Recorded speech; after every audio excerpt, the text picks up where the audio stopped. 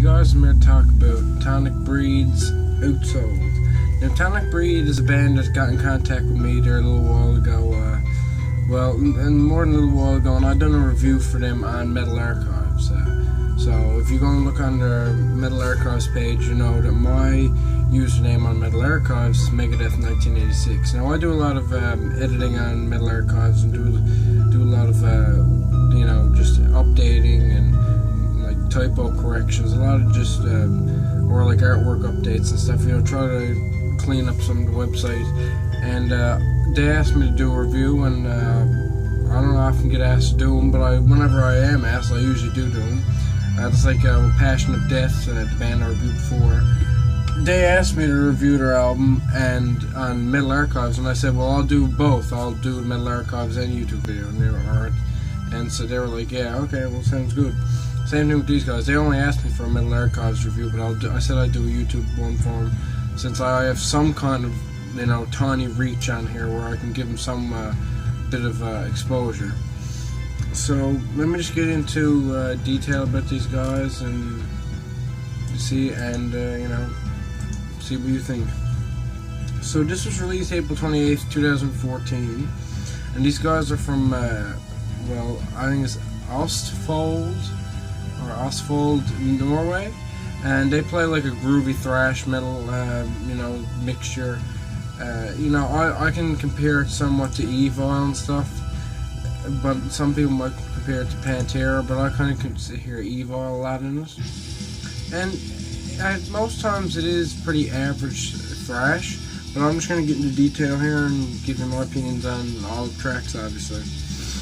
This is also an independent release, so let's get into the music.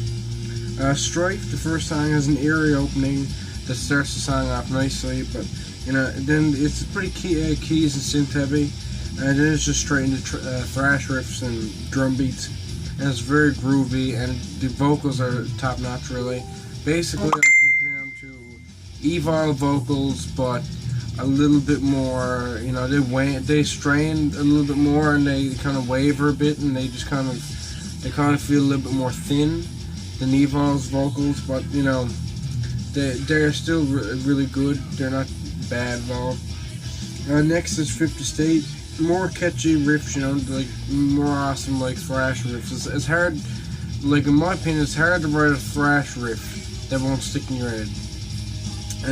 And the bass work is great. The bass across this whole album is pretty audible. Then next is Bad Company, and when I listened to this song, I kind of thought of, what the fuck, is this Death Magnetic, like the album? Like, this sounds like something that could have been stuck on there. And not in a bad way, because I didn't mind that album at all. I thought it was a decent little, like, heavy slash thrash album. And that song came across as that, like, heavy metal with thrashy elements in it. Next is Black and Mine. It has a nice acoustic opening and a nice bass opening, and a softer melody that lets the heaviness up a bit. The heaviness is not the only, it's not just all heavy balls to the wall, even though there is heavy parts. Sorry about that, guys. Next is the title track, Outsold. Plain heavy thrash, a random interlude in the middle. It doesn't really add or take away from the track, it's just kind of there. But yeah, the song is pretty decently long too.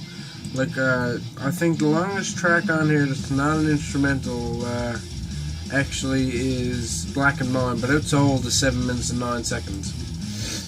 And then we get to Rebellious Tendencies, more the same in a good way, more just the same groovy thrash metal sound. And then that just moves into a 8-minute long instrumental called Borgard, I believe. It's a little bit too long. It could have been shortened, I'd say, by 3 or 4 minutes. But it's not badly played. It's not it's not bad music-wise. It's just a little bit too long, in my opinion. And then the last is There's Just One Escape. The opening solo is not bad at all, and it's just more awesome thrash in that song. So really, overall, the vocals are similar to Evil times, and the bass is audible, which is good. They have a good grasp on what groovy thrash metal is supposed to sound like, and basically, you know, sometimes songs are a bit drawn out, and that can be a bit annoying. But you know, if you can get over the length of the songs, sometimes it doesn't bother me, sometimes it does. But if you can get over that, you won't mind this at all. The art is really fucking mediocre. I gotta say, the art is fucking atrocious. Their logo is pretty cool, and like, you know, they've had. Thinking now, not much of their artwork has ever been that good.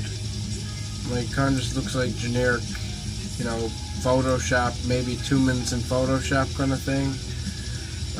But the artwork on this album is just mediocre shit. You can see it in the thumbnail, and you can type it in on Google if you want to look at it.